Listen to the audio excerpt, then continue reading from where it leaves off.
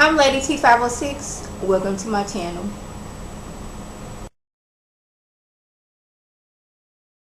Hi everyone, today I'm going to be reviewing Love and Hip Hop Hollywood Season 2, Episode 6. We start off with Princess finally realizing that Ray is taking her for granted, so she decides to leave. And finally, we have somebody who is moving and they have more than one box. Not only does she have more than one box, she has a U-Haul. Like I said, she realizes Ray is taking her for granted and she can't do this no more. Now, we didn't already had Ray let her go to jail, lied and said that she didn't crack some ribs, tore his ACL. We didn't had Ray lie about getting rid of his love shack / office / apartment. But what the straw that broke the camel's back is him still texting his ex, TEAIRRA Marie. That she will not stand. For all those other things, she didn't forgave him, but she's not going to do this no more with him. And last episode, she said that in order for you to appreciate me, you have to live without me. So she's like, I'm packing up my stuff and I'm getting up out of here. You just going to have to do you, boo, and I'm going to have to do me. Let her tell it that, I guess relationship wasn't all that good. He always kept her trapped in the house. Couldn't go nowhere. He only brought her out on the special occasions to, I guess, show her off into the world. And all the other times, she's just cooped up in the house. Which I'm like, I don't really believe that, but this is what she's telling us. Nikki, have we not learned that we do not invite people who are confrontational to events that we are happening? Her bright idea is, I'm going to invite blogger Jason Lee to this event I'm having and to show him how I conduct business. Now, I've said this before and it looks like I'm going to have to say this again.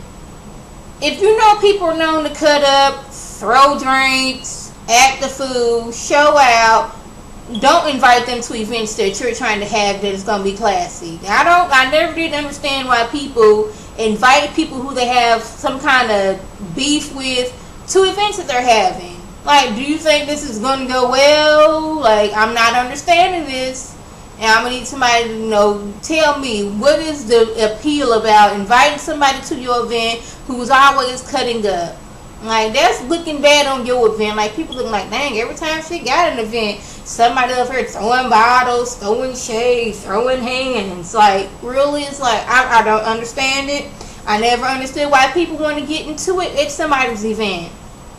That's making you look bad, like you ain't got no home training.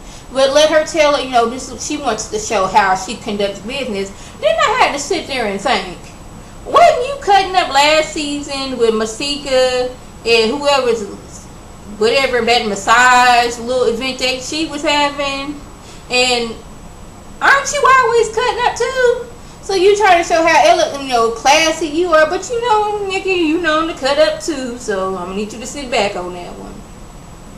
So we got Amber sitting down talking to her sister and saying how frustrated she is that she's like not getting the attention she wants from Miles. And it's like, as at one point she was talking, it seemed like she was more interested in like having a father for her daughter than a man for herself. And her sister's sitting there like, girl, you need to open up your eyes. That man don't want you or any other female. He want a man. He don't want you. It's like she was holding all back trying to say that, but she couldn't really say that. And I guess Amber, she's still, holding out on hope that her and Miles are gonna be together. He done already said we should go to counseling, but like, if you're going to counseling before you're even back in a relationship, maybe that relationship just ain't meant to be. Maybe that relationship is not meant to be. If y'all haven't even gotten back together and y'all already going to counseling, that should be flares and signs, SOSs, all that to show this isn't right.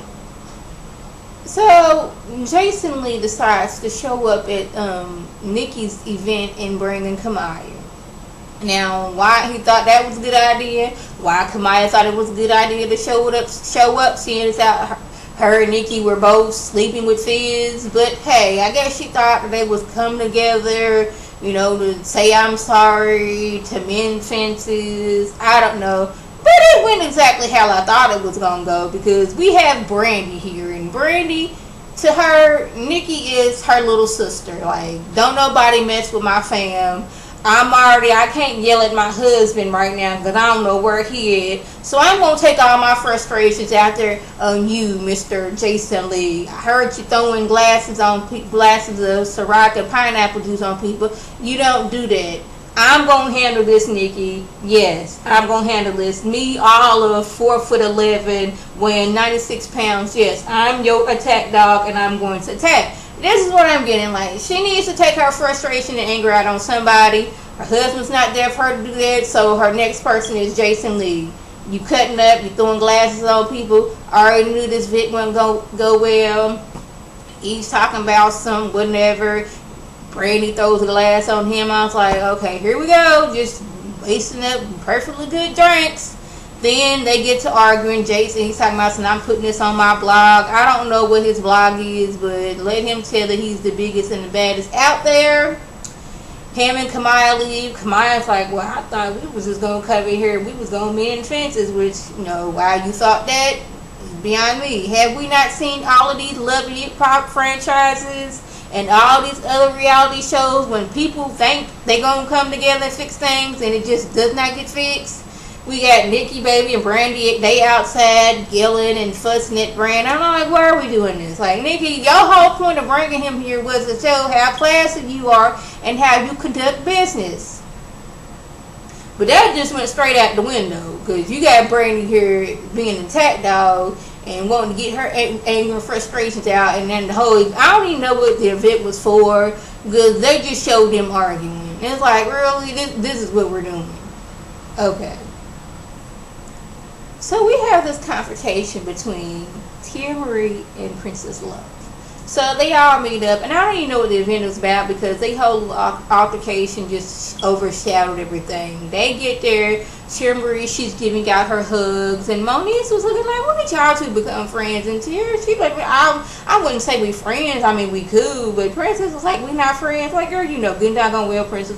Teairra ain't your friend. You already, all the signs was there. You done figured it. You done put the pieces to the puzzle together, and you looked, and oh wow, Teairra is not my friend. This is what the puzzle says. So she wants to know, has she been in contact with Ray? And I tell you, Teairra Mari did not skip a beat. She didn't stutter. She didn't have to think about it. It's like, yes, I have been in contact with Ray, and I told him about that little Vegas trip. She's like, oh, so I see what's going on. And Teairra Mari, she basically said, look here, girl, you and I were enemies, and I saw you at a low moment, and what else was I supposed to do besides make y'all situation worse? Like, Princess, you did embarrass this girl on like several occasions, like making it seem like she's some kind of nasty girl. And on top of that, you stole this girl's man. So what made you think that this girl was just gonna put all that beside, that's over with, child? I done got past that. We could be friends now. Now, I'm not saying what Teairra Mari did was right.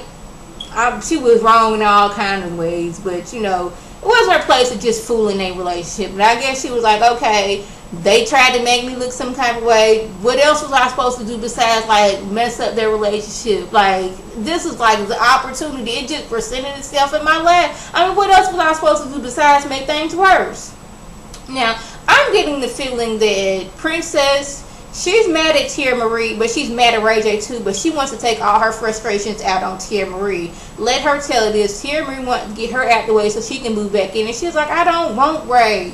Ray is a liar, which he is. And it's like, why are you so mad that she didn't showed you the light of this man? Like, he's been showing you the signs. He's been putting them up every occasion. When he sent you to jail, that was a sign. When he lied and said you didn't beat him up, that was a sign. When he did not get rid of his love shack / office / apartment, that was a sign.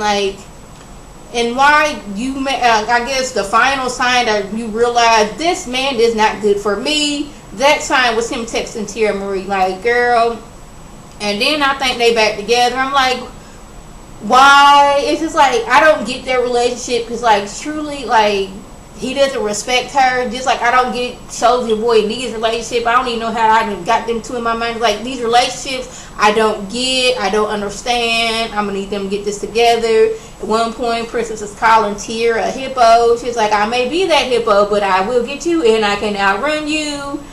TEAIRRA Marie spit on her at one time, and at one point it looked like TEAIRRA Marie accidentally may have bowled April in the chin. And April, she's sitting there like, look here, I'm trying to be a peacemaker, and I can't get these two heavens together for nothing, because they can't even get along. And like, why would you think they can get along, Princess? Why did you think TEAIRRA Marie was your friend? So Miles decides he needs to go to counseling to, you know, so he can finally tell Amber how he don't want to be with her, that he didn't find somebody else. Now, correct me if I'm wrong, but didn't he say when he first got on her, he had never been attracted to men, then he got, like, he met Milan, and that's when he first got attracted to men? Because now he's talking about he's been attracted to men since he was little, and he's just fought the feelings, and then Milan came along, and he was all in love. Like, is that... I think that's how it happened. Now, I mean, if I'm wrong, y'all let me know. Let Lady T know about this. Then we got Amber coming in, and her ponytail, it just looked like she is like struggling with all her might to keep her head straight. Because this ponytail, you know, Amber is very, very thin. And for whatever reason, she decides to have on lots and lots of weave and lots and lots of weave ponytails. And I just couldn't help but sit there and looking like that ponytail looked like it was just like at any moment, like the weight of that ponytail was just gonna snap her neck. I don't know, that's the feeling I was gonna get. But next week it looks like it's gonna be good, because he finally lets like her know his true feelings of what's going on. But we gonna get to that next week. So yes, that was the gist that went on. If I left anything out, by all means leave a comment or a video response. And like always, I want to thank my subscribers and the people who watch my videos. I want you to like this video, comment, and subscribe, and share this video with your friends on Facebook, Twitter, Instagram, and here on YouTube. This is Lady T signing off. Have a good one.